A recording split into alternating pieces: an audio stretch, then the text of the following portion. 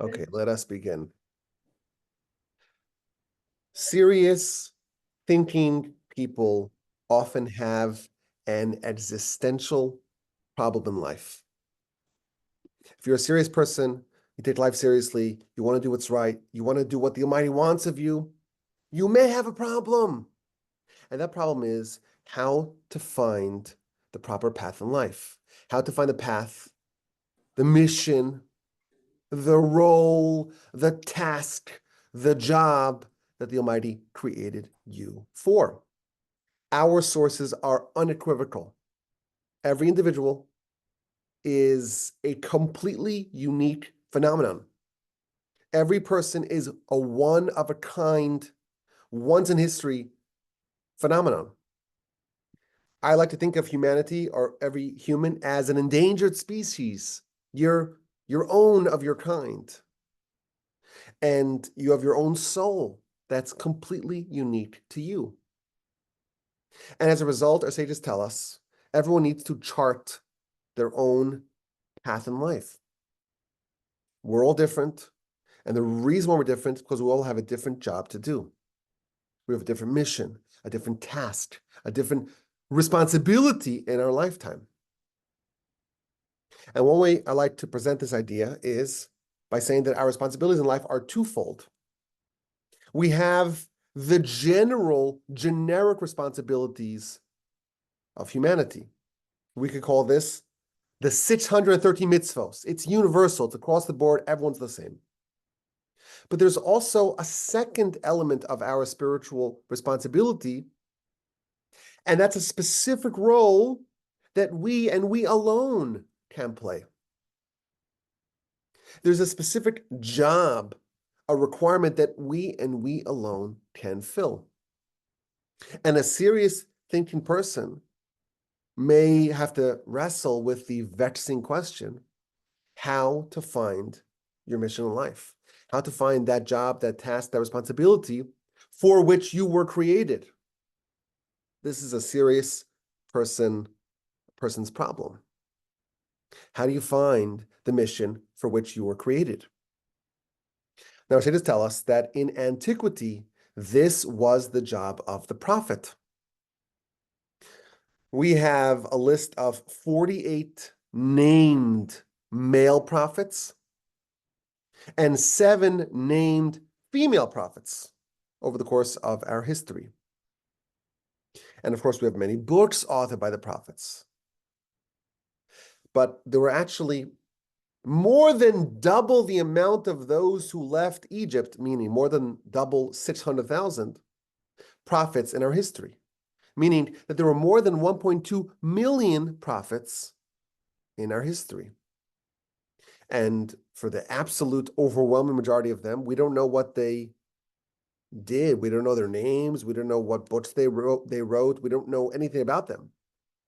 But our sages tell us that the role of the prophet, the primary role of a prophet, was to reveal to every individual what their shoresh haneshama is, what the root of their soul is, what specific element, responsibility, task, job, mission in life that they and their particular soul needs to fulfill.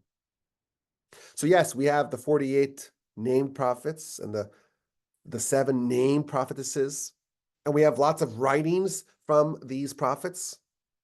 But from the million plus prophets that have existed, we don't really have anything that is enduring because their prophecies were given to individuals, not to the masses. So in antiquity, if you wanted to know the answer to this problem, to this vexing problem, you would go to the prophet. The prophet had the ability, the clairvoyant ability to peer into your soul, to understand exactly where in the soul of Adam your soul derived from, and to understand what mission you have in life, and would lay out for you a completely bespoke guidebook, roadmap for life, and you knew what you needed to accomplish. And that was wonderful. That was great. For about 1,000 years after Sinai, we had prophecy, and there were thousands of prophets that existed simultaneously, more than 1 million over the course of our history, and everyone knew exactly what they need to do. With the building of the Second Temple, prophecy went extinct. And ever since then, we have this problem. We know, and again, the sources are very clear about this. Every individual, in addition to their generic responsibilities, they also have a specific mission, a specific responsibility that they and they alone can and must fulfill. But how to find that? We don't have prophets, and we are like blind people groping in the dark. Now, we may say, well, we can't find the answer. We don't know what we're here to do. We'll just subsist, which is doing the general requirements, the 613, even if we ignore what we particularly need to do. Well, it's not bad. The sources tell us that it's absolutely imperative for a person to find their own path. And the consequences of not finding your own path, of living a generic life, are quite severe. And in fact, the sources tell us that the primary judgment that a person has before the heavenly tribunal is about whether or not they fulfilled their specific mission. So we don't have the option to say, well, it's not really our problem. Give me a prophet, and then I'll know what to do. We have to find the answer. And again, I said this is a problem that serious thinking people have. Not everyone has this problem. Not everyone thinks about this. But if you are aware of the fact that you're put here for a mission, and if you don't fulfill your mission, you're in big trouble. And your mission is not, or your individual mission is not told to you in a way that you could clearly discover. Yes, the generalized Torah is very well laid out, but the specific mission, it's just not given to you. You're not informed, and you have to figure it out, and you have to fulfill it. That's a problem that serious thinking people have. And some may hope and wonder and lament the fact that there isn't some sort of guidebook, some instruction manual that's tailored to me. If only there was a book, a step-by-step guide that directs every person on the correct path for them. Now, can there even be such a book? By definition, every individual is unique. There are no two souls that are the same. Accordingly, there are no two missions that are the same. So maybe there cannot be a book. But if only there was a book that could solve our problem. I have good news. There is a book. In chapter 5, verse 1 of Genesis, Ze Sefer Toldos Ha'adam. This is the book of the Chronicles of Adam. A quite mysterious verse.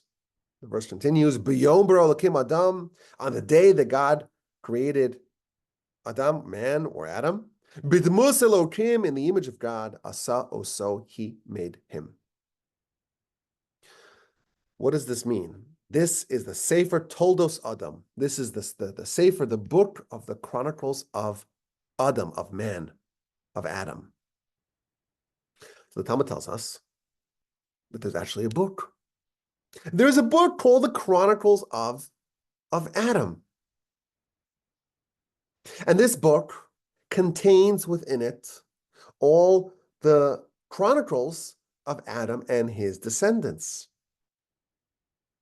And this book was shown to Adam, the eponymous figure in this book. Talmud tells us in the book of Sanhedrin, page 38b, and the book of Avodah Zarah, page 5a, God showed this book to Adam. And in it listed every generation and its influencers, every generation and its wise people. It lists all the people in the book, all the future chronicles of Adam.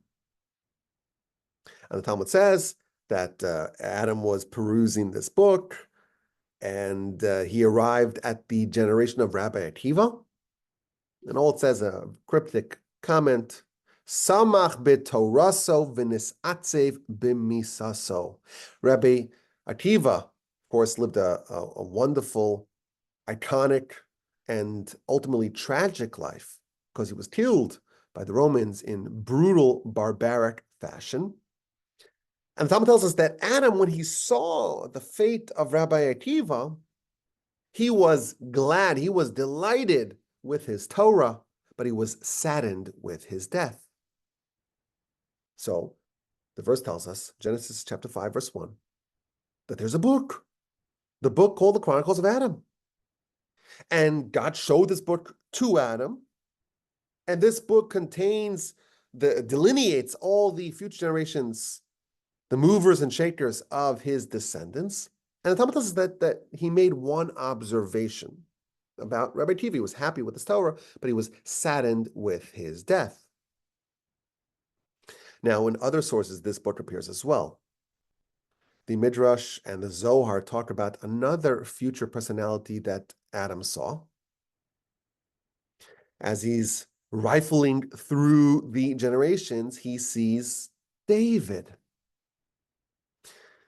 And in the entry of David, it says he is destined to live for 3 hours, and then he will perish. And the Midrash recounts that Adam said to God, is there any hope for this individual, for this David? He's going to live for only 3 hours, and then he's going to perish. The world will only have David for 3 hours, that's it. And God says, listen, this is my plan. You can't really intervene with my plan. This is what I want. And Adam persists. Adam asks God, well, how long am I destined to live? And God responds, 1,000 years. And Adam asks, well, can I gift some of my years to David? Is that an option? Is there a mechanism by which I can give over some of my to David? And God says, yes. So Adam says, I hereby bequeath 70 years of my life to David. And the Midrash concludes, they signed the document, a contract, signed by Adam, by God, and by an angel, that Adam has bestowed upon David 70 years of his life. And thus David lived to the age of 70. Adam died at the age of 930. So we're told there's this book, and Adam saw the book, and he's going through all the generations, and he sees Rabbi Akiva, and he sees David. And regarding David, Adam takes action, and he gives off some of his life to David. Now, we spoke about this in this past week's Parsha podcast, the whole concept of gifting life, and absolutely fascinating idea. But let's talk more about this book. In many sources, this book appears. The Midrash offers a more detailed version of what's included in this book. Dar v'darshav, generation, and its influencers. Dar, generation, uparnasav, and its benefactors. Every generation and its leaders, every generation and its prophets, every generation and its mighty ones, strong ones, every generation and its criminals, every generation and its pious ones. And the Midrash adds that God showed Adam, in this generation, there's going to be this king, in this generation, there'll be this wise person, and so on. The Midrash is giving us a little bit more detail. It's not just, some categories of people. There's a lot of different categories of people in every generation, and every generation was shown to Adam and all the important people in that generation. In yet another version of the Midrash, it says, in this version, it's talking about how God showed this book to Moshe. There are only 2 people that we know that God showed this book to. In this version, the Midrash says that God showed the book to Moshe, Dar v'shoftav, generation, and its judges, Dar umalachav, every generation and its teams, every generation and its wise ones, every generation and its leaders, every generation and its enforcers, its strong people, its benefactors, its bandits, its thieves, its prophets. There's a book. The book is called The Chronicles of Adam, and it's a book that talks about the future, all the descendants of Adam and the roles that they are destined to play.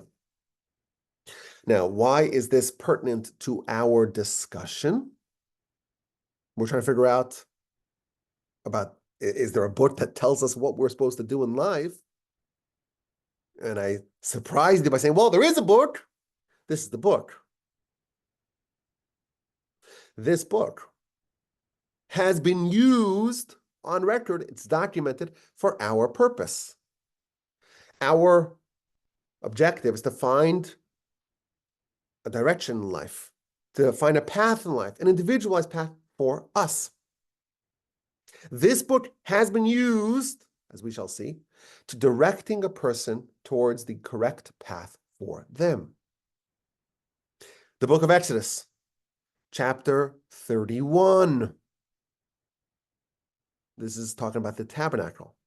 After it lists all the materials for the tabernacle and all the building and all the vessels and all the vestments.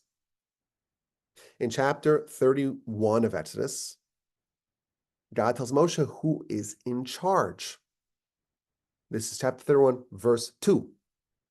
God tells Moshe, Re'eh, see, behold, I have called by name, I have appointed by name, Bezalel, ben Uri, ben Hur, lemate Yehuda. I have appointed, I've designated by name, Bezalel, son of Uri, son of Hur, to the tribe of Judah.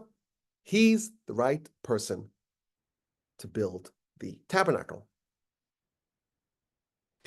Now, the commentaries and the Midrash, they focus on the use of the word re'eh, see, behold.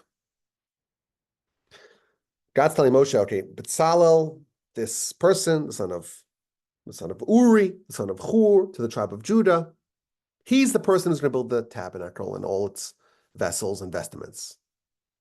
But that's not what God says. God says, Re'eh, see, behold, I have designated by name Bezalel ben Uri ben Hur to the tribe of Judah. So the Medrash explains that God showed Moshe a book. Which book? The book of Adam, the book of the Chronicles of Adam, the book that we're talking about. And God said to Moshe, every person since the time of Adam has been designated for a certain role, a certain task, a certain mission. And look, behold in the book, it says, by the entry of building the tabernacle, by the entry of Bezalel is the person to build the tabernacle. See, behold, look in the book. Bezalel's the right guy for the job. Now the Ramban, in his commentary to chapter 31 of Exodus, he offers this interpretation. The full text of the Midrash that the Ramban is citing, it gives a little bit more of the backstory. It says that when Moshe went up to heaven, God showed him all the different parts of the tabernacle, all the vessels of the tabernacle. And Moshe thought that, well, he will be the right guy for the job. He was the one to build it. And God says, no, you're a team. Your team gives orders. Others do it. You have no right to build a tabernacle.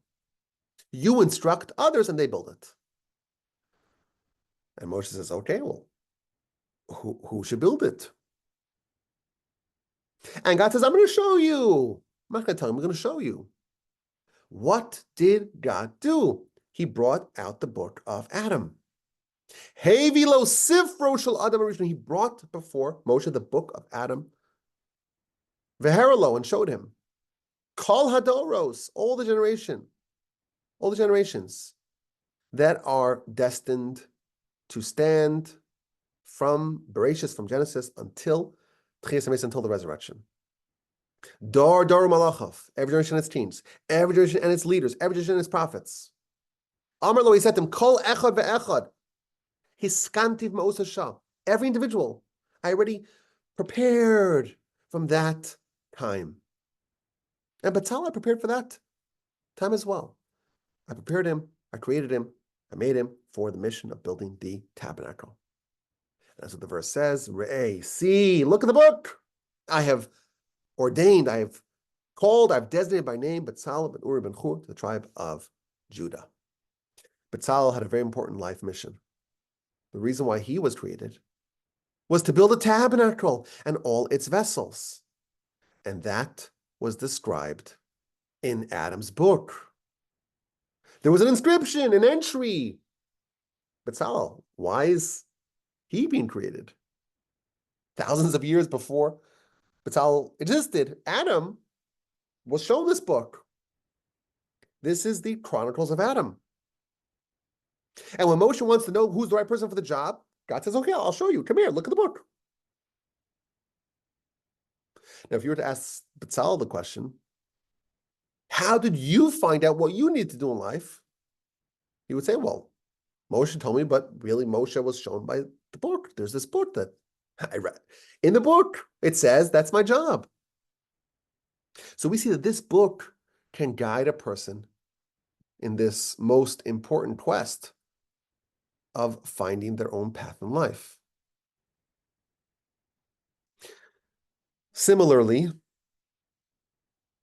this book can also be used to help a person avoid taking the wrong path.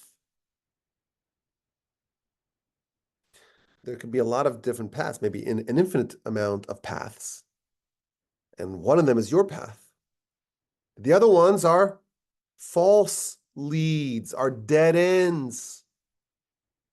The Talmud tells us, again, the most authoritative of our sources, the Talmud tells us that this book was used to help one of the great sages avoid taking the wrong path.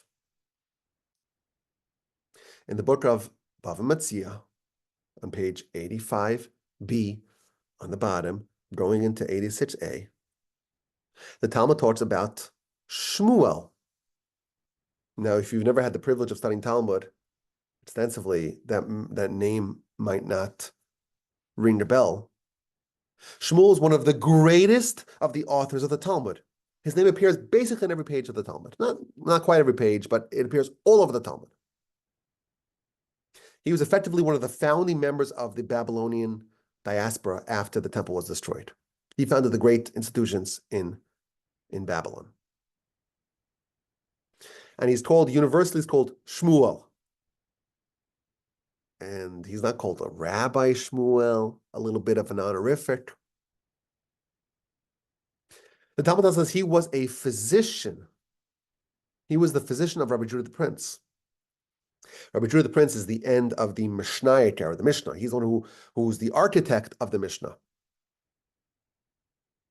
Shmuel was a contemporary of Rabbi Judah the Prince, but he's more associated with the Talmud, with the period that comes afterwards. And Talmud gives us a story that Rabbi Judah the Prince was ill, and Shmuel, his physician, healed him with great skill. And then the Talmud talks about why Shmuel is not Rabbi Shmuel. Rabbi Judah the Prince is Rabbi Judah the Prince. In fact, oftentimes, Rabbi Judah the Prince is simply called Rabbi. He's the most rabbi of all rabbis that we've had. And one of the powers vested in rabbis is the ability to ordain other rabbis. That's called smicha, rabbinic ordination. Rabbi Judah the Prince wanted to ordain his colleague, his disciple really, but his physician as well, basically the next generation's greatest sage. He wanted to make him into a rabbi. He wanted to ordain him. And whenever they tried to do it, it just didn't work out. It just didn't work out. He wasn't able to do it. And Rabbi Judah the Prince was really insistent. He wanted to try to, for whatever reason, it never worked out. So Shmuel tells him, don't worry about it. Don't fret over your inability to ordain me. Don't be upset. I saw the book of Adam, Shmuel tells Rabbi Judah the Prince. And I saw the entry on my name. And it says explicitly, Shmuel will be called a chacham, a wise person, but he will not be a rabbi. He will not receive formal rabbinic ordination. Don't worry about it. It's not going to work out. I'm not going to be ordained. And thus forever, Shmuel is called Shmuel, not Rabbi Shmuel. Why? Because the entry ahead of time, all the way since the times of Adam, his entry, it says, he'll be a sage, he'll be a chacham, a wise person, he will not be a rabbi. So we have a book, the book of the Chronicles of Adam. And it has all the answers to our dilemma.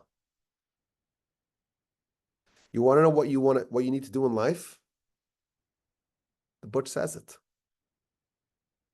While some of the sources talk about how every generation and its leaders and its important people, there are many sources that broaden it and expand it to include really every person.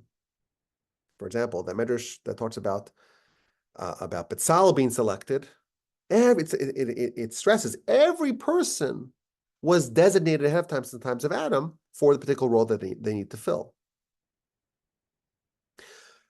I would be very comfortable saying that we also have an entry in that book. And if we could find out what it says under our entry in this book, we'll know exactly what mission we need to do, what responsibilities we need to do, what dead ends to avoid. How do you find out what your mission in life, what your path in life is? Well, if you have prophets, that's great. If there's no prophets, there's a workaround.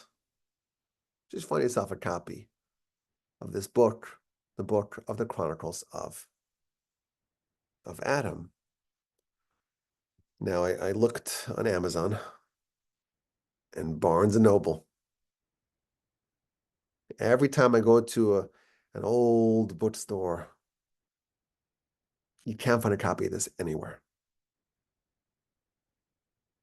There is no extant copies that I'm aware of. In fact, as I mentioned earlier, there's only 2 people that I know of on record that were shown the book. And again, I was precise with my words.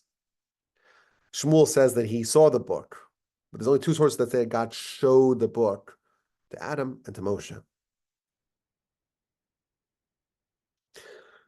We're establishing over here the answers are all there in this book, but there's no way to read our entry, right? Is there any way to get a glimpse into this book? To peek inside the book to find out what our entry says? This is a very hard book to attain. Even Moshe and Adam, they were only shown it by God.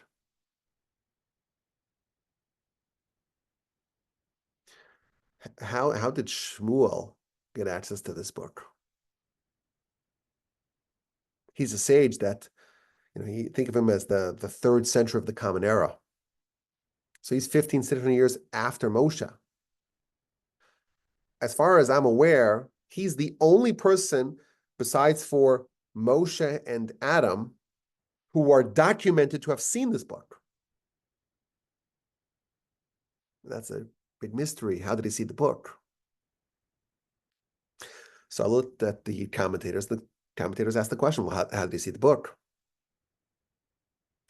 One of the commentators, the Ben Yehoyada, he says, nearly, it appears to me, he saw this in a dream. He wasn't awake when he saw this. From heaven, they gave him a little glimpse into his entry into the book. To tell him, don't work too hard. Don't bother too hard trying to get smicha. It's not going to work out. And don't fret over it. Don't fret over the fact that you cannot. It just never seems to work out. Don't be upset about it. Don't be sad about it. Don't fret over it. It's not destined to happen. I want to suggest that there is a way to read your entry in the book. There's a way to see inside this hallowed book, the Chronicles of Adam. I want to suggest there's a way to peek inside this most important and mysterious book. There's a way to get a glimpse inside the Chronicles of Adam. And to find out what it says about you. Now, of course, you're thinking, oh, this is a classic Wolbe exaggeration. He's overselling it again. Well, listen to what I have to say. And if you don't find it persuasive, send me an email, rabbiwolbe@gmail.com. Bezalel, he was selected to build the Mishkan, to build the tabernacle.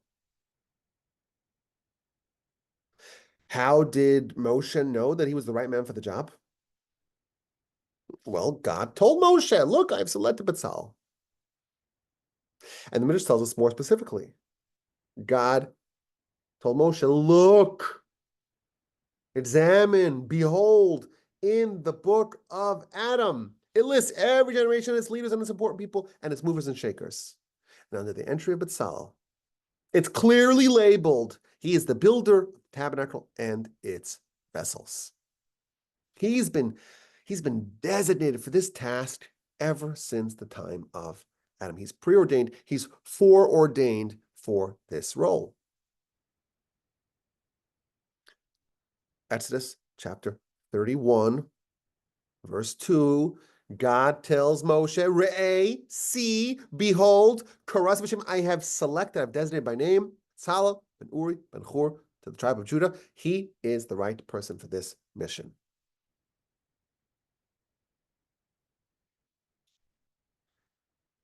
We have another verse. Moshe, in chapter 31, is told by God that Bezalel is the right man for the job. There's another verse where Moshe tells the people that Bezalel is the right person for the job.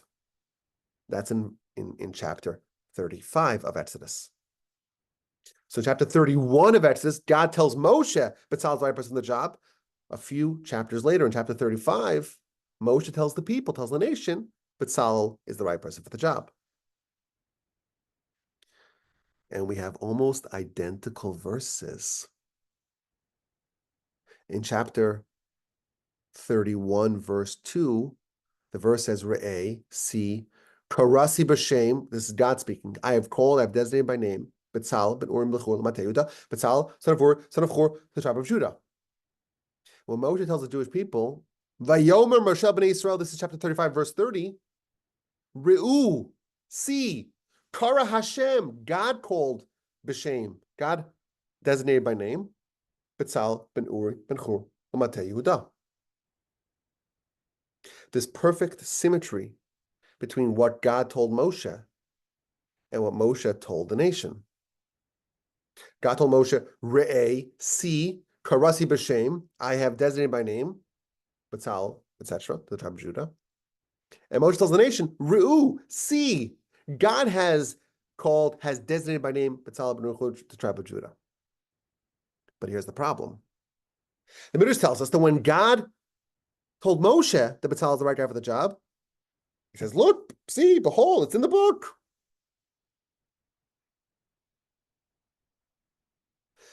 The only two people that God showed this book to is Adam and Moshe.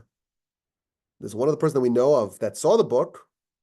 That's Shmuel, the sage that lived many years later. But Moshe did not show this book to the nation. He didn't have the book. He was shown the book, not given it. Yet we have these identical verses. God tells Moshe, see, look at the book. Bezalel, he's the right guy for the job. It says it here in the book of Adam. Moshe says the exact same thing to the nation. Re'u, see, God has designated by name Bezalel ben Uri ben Hur, the tribe of Judah. But it's obvious to me that he didn't show them the book. So how do we understand this? If you were telling me that when Moshe was told by God that Bezalel is the right person for the job, and the verse says, Re'eh, see, and he showed him something, how do we understand when there's the exact same verse? Moshe tells the nation, Re'u, see, what did he show them? How could he have shown them the book? The book is not accessible. I will tell you how he showed them the book. In chapter 35, verse 30, Moshe is telling the nation, Bezalel was selected by God for the task of building the tabernacle. And Moshe showed them the book in an indirect way. Because the verses continue. Moshe tells the nation, Ru'u, see, God has designated by name Bezalel ben Uri ben Hur, the tribe of Judah. And then Moshe continues. And God has filled him with the Spirit of God, with chachma, with wisdom, with tvuna, with insight, with das, with knowledge, ubechol malacha, and with all craft. V'lachsho machshavos, and to think deep ideas, to make designs in gold and silver and copper, and to cut stones for the settings of the tabernacle and its vessels, and to carve wood, and to work in every kind of designer's craft, and to give direction. And him, together with Ahaliav, the son of Achisamach, the tribe of Dan, they've been endowed with every skill to do the work of the carver and the designer and the embroiderer in all types of wool, the blue, the purple, the crimson wool, and the linen and the weaving, all the work these people were endowed with. Moshe spends 1, 2, 3, 4, 5 verses showing the nation that Bezalel has all the skills needed to do this job. Moshe did, in fact, show them the book in a circuitous way. He lays out all of Bezalel's qualifications. If you know that Bezalel is endowed with all the skills needed to build a tabernacle, you can infer from that he has been designated for this job since the time of Adam. Where did Bezalel get all these skills from? Where did he get all these abilities from? This very specific set of abilities. Well, of course, all creations get everything that they have from God. Why does God give people certain skills? Others have different skills. That's to achieve your mission, your task, your job, your role. Moshe also showed the nation the entry in the book of Adam. He just did it in a different way, from a different angle.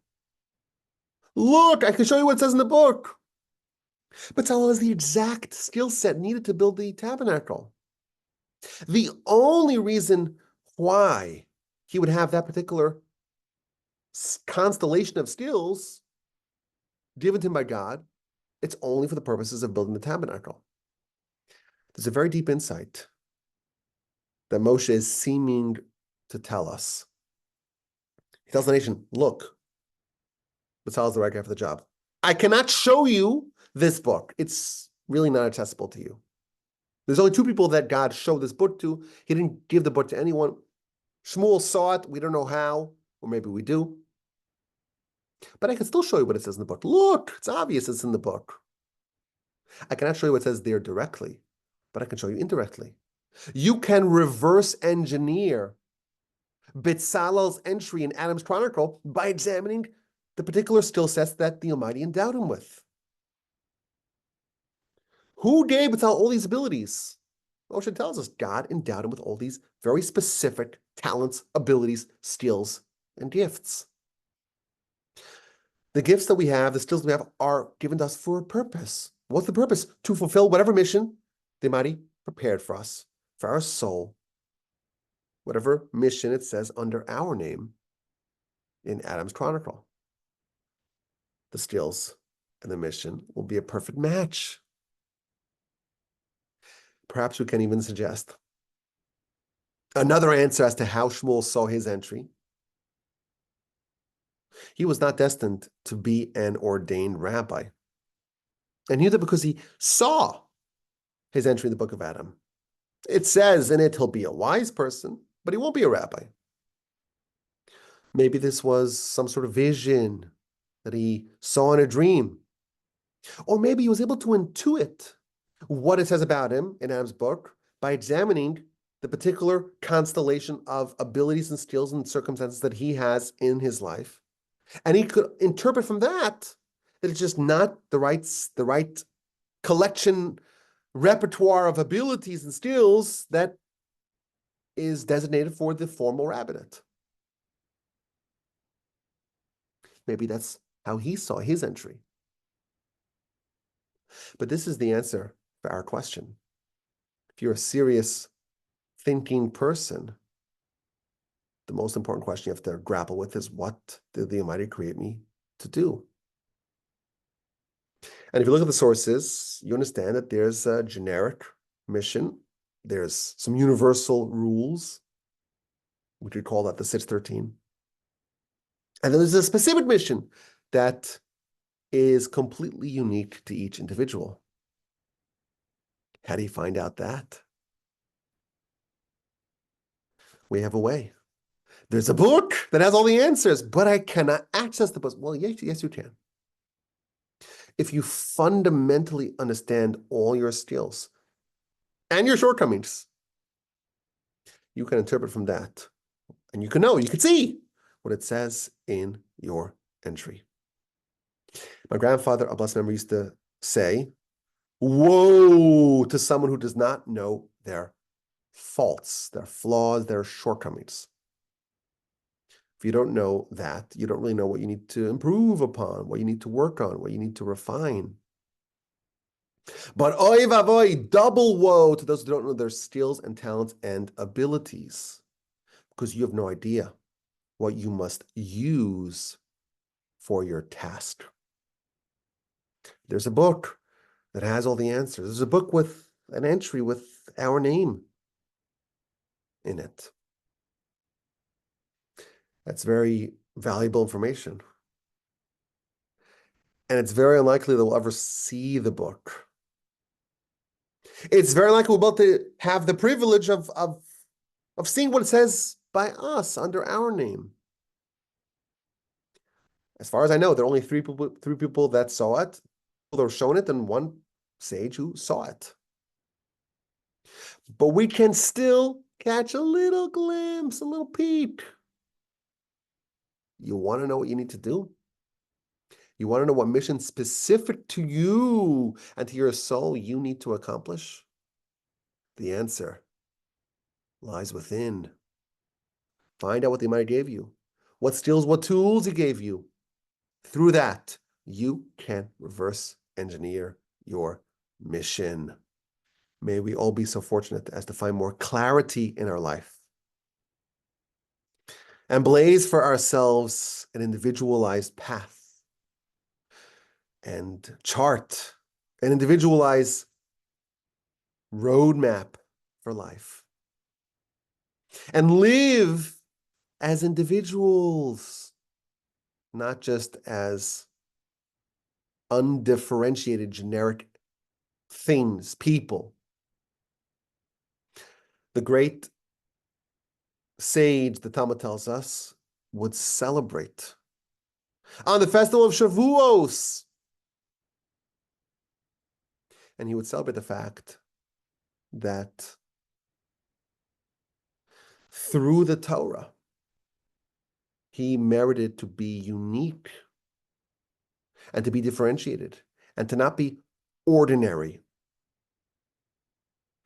The mark of a well-developed person is their uniqueness. If someone is just generic, well, did they really need to exist? You could ask the question. Maybe it's a bit harsh. But if you are not doing anything unique, well, then what role are you playing?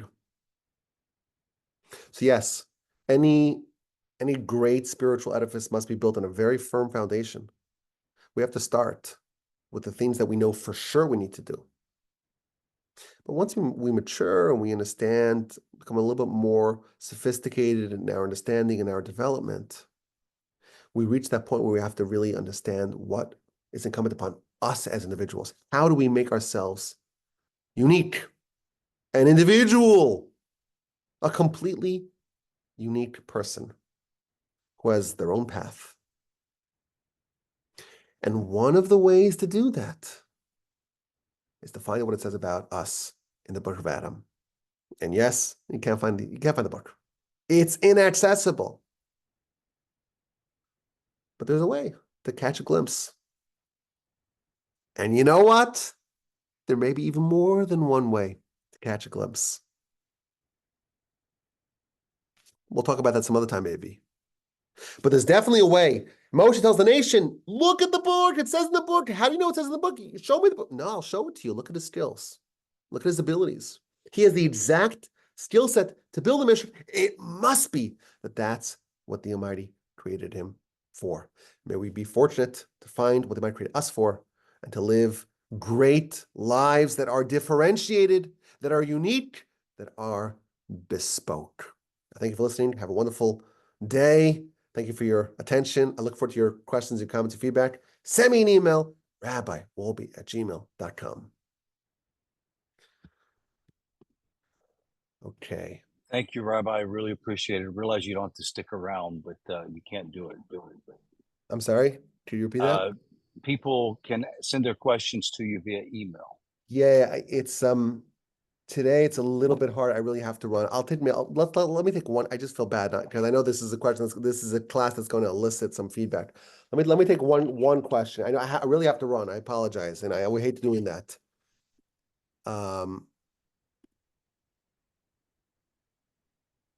Okay, I'll take the first question that jumps out. First one, and then I'm gonna have to run. I gotta do. We have an airport run to do, and it's just a crazy day as we're trying to, get out of back to normalcy from this festival. Okay, who wants to jump in here?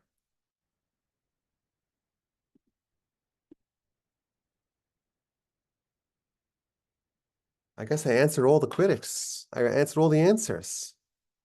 There's nothing left to say. Come on, Sandy. Give us I had 3 questions, but he answered them as I was writing them down. So I love that. That makes me very happy. you did remind me of a saying I heard some time ago: the 2 most important days of your life, the day you were born and the day you find out why. Made me think. I like that. That's a good one. The day that you were born, the day you find out why. That's a good one. If you're fortunate to have that day, not everyone's fortunate to have a day. Again, this is a problem that only serious thinking people have. I always say it, there's a line in Israel, they say it's a little bit harsh, but Israelis to be a little bit harsh and direct, if you know them, right? They say, if you don't have any brains, you don't have any problems. It's a classic Israeli saying where they distill it all to just one little line, no brains, no problems. So this is the kind of problem that serious thinking people have, and other people don't. Well, you answered my question, so that's all that matters. I was going to ask you what happens with the person who is dense, a moron, an imbecile. They have their purpose, obviously, but it's not. Listen, I don't think really all of us can expect to have a task as grand as Bezalel, Of course. And again, Bezalel's job was already done. We don't need to do Bezalel's job. It was done. We don't need to recreate Abraham or Moshe or these jobs are all done.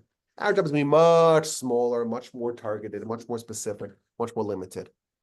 But I will tell you that this is the subject of my upcoming book. This is it. So this is an awesome. I love this subject. Love it.